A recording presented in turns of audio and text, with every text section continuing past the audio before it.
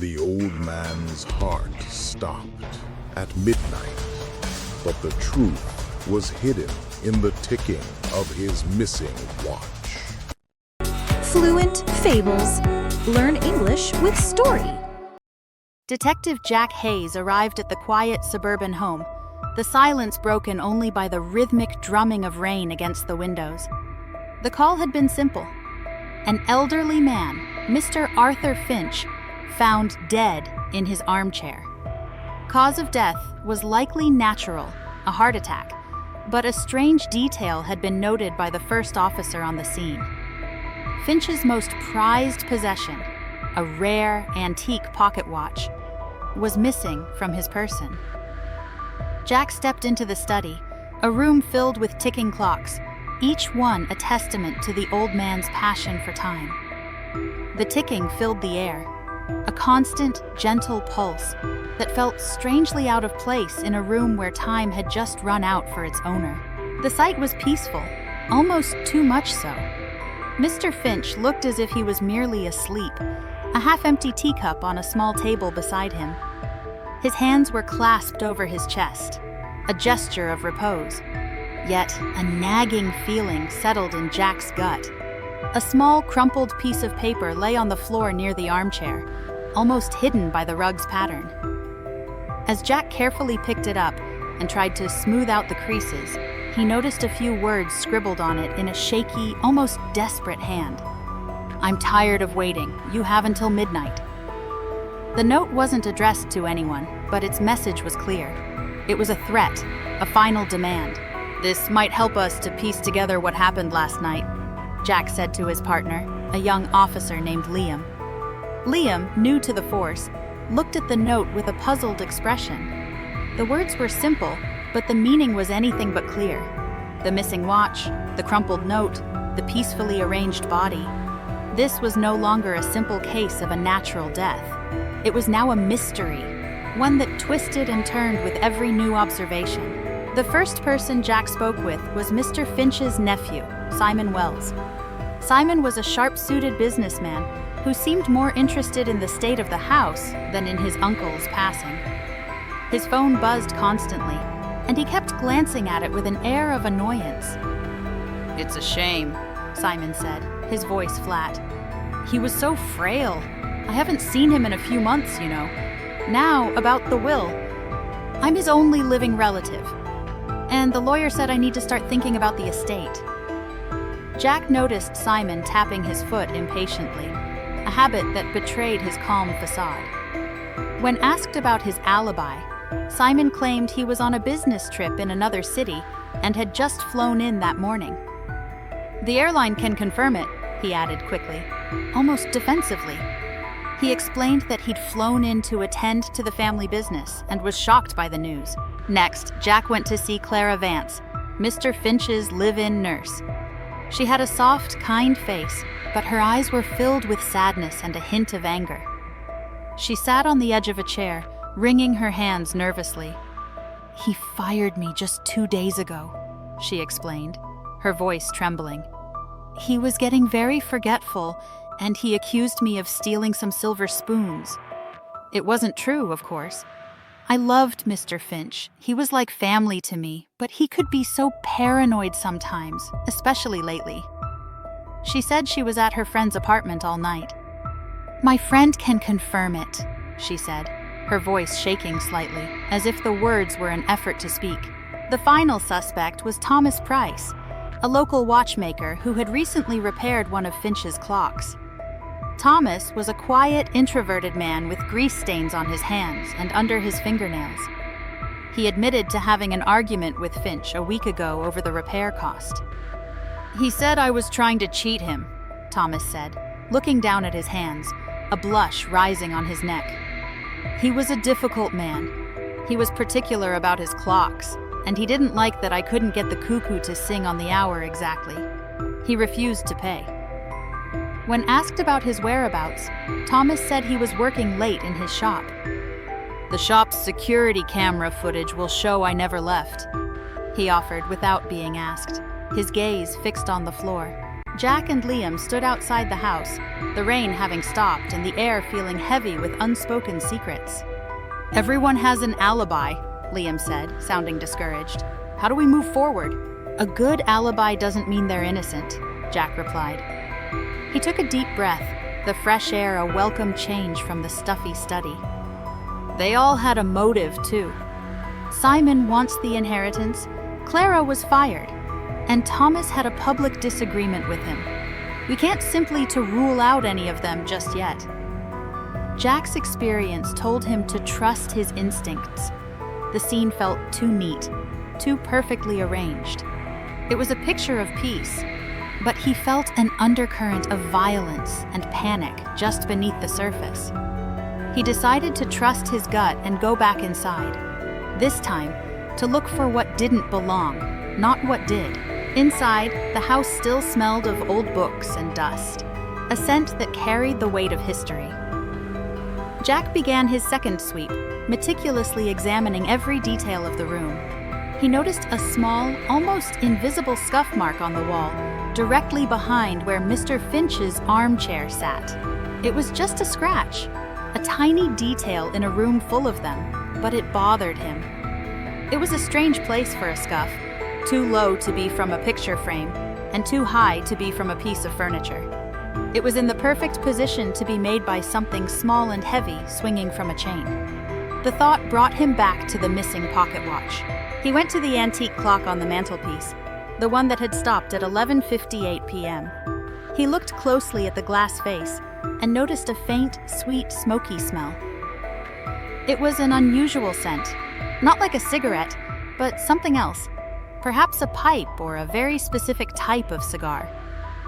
Jack knew Mr. Finch didn't smoke. This was a new clue, a scent trail leading away from the victim. Jack's phone rang.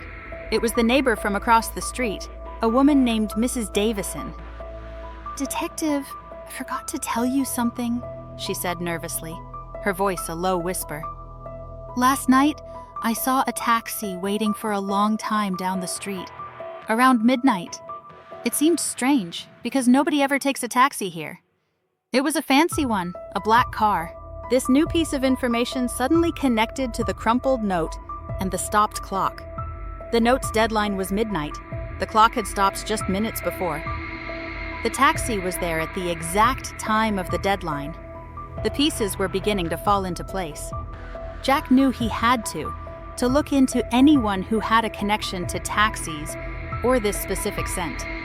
He found out from Clara's friend that Clara had indeed been at her apartment, but for only a few hours before leaving around midnight.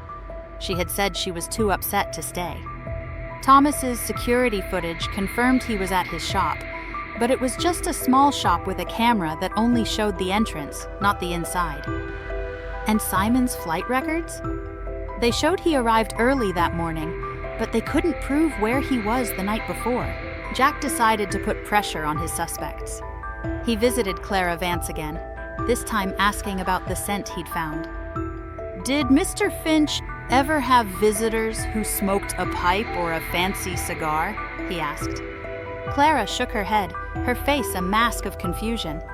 "No, not that I ever knew. He hated the smell of smoke." He then called Simon Wells, asking to meet him immediately.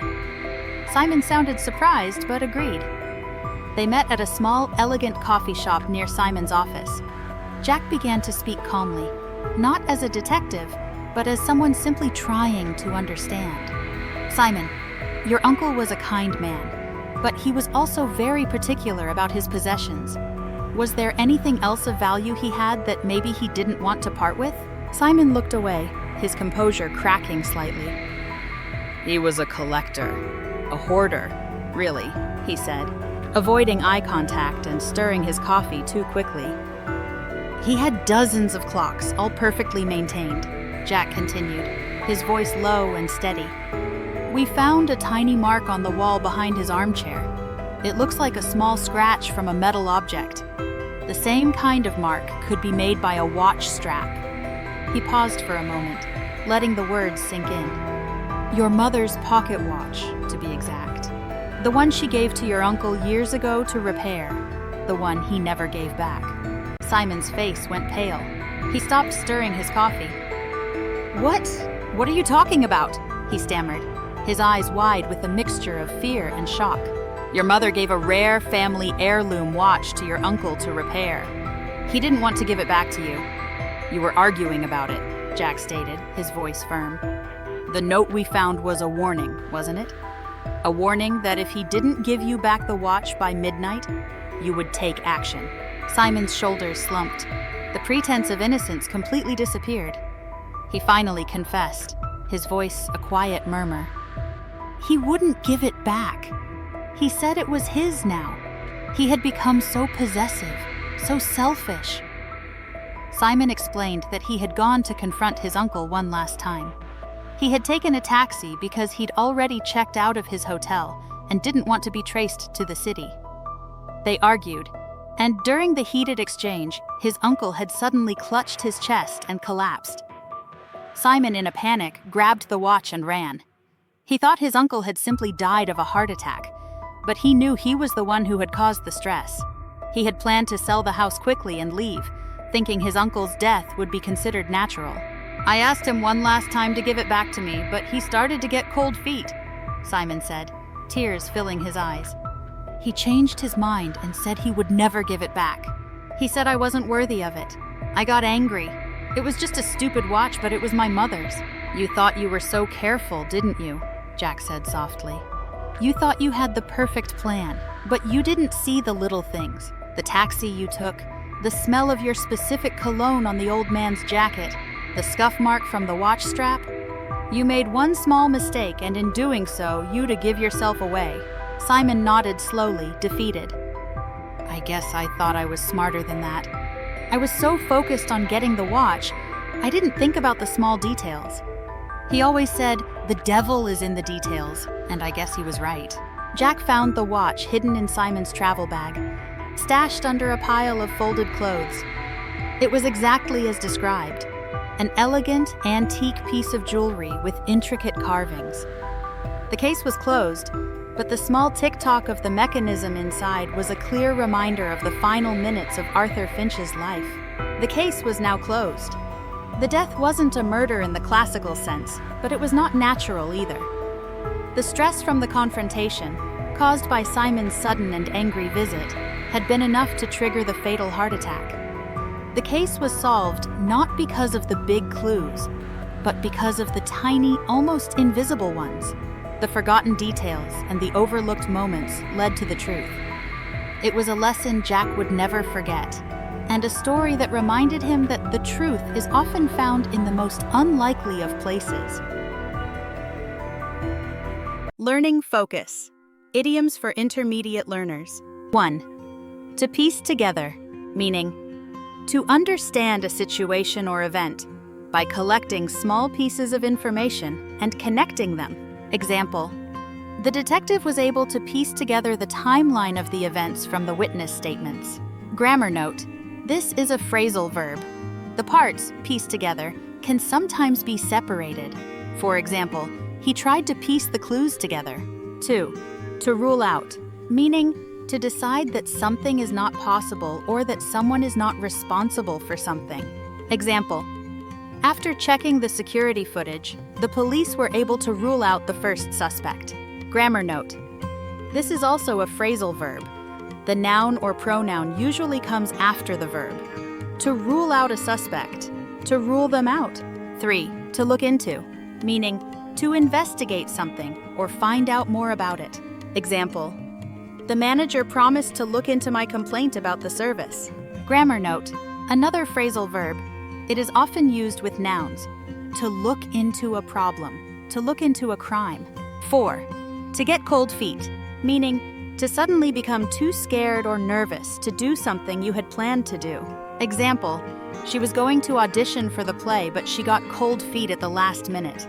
Grammar note: this idiom is an informal way to say to change one's mind due to fear. It is typically used with the verb to get, but can also be to have. 5. To give yourself away, meaning to reveal your true identity, feelings, or intentions, usually by accident. Example: he tried to hide his lie, but his nervous laughter gave him away. Grammar note: The pronoun yourself changes depending on the subject of the sentence. For example, I gave myself away. He gave himself away. The verb is to give something away. I hope you enjoyed the story, The Grandfather's Last Tick, and learned some new vocabulary along the way. Remember, one of the best ways to learn a new language is to immerse yourself in it. Stories help you understand new words and grammar in a real and exciting context. If you liked this story, please give the video a thumbs up and leave a comment below to tell me what kind of genre you'd like for our next story. And if you haven't joined our community yet, be sure to subscribe and hit the bell icon so you don't miss any of our next thrilling tales. In our next video, we'll dive into the mysterious world of time travel. I'm sure you'll love it. Until next time, take care and keep learning.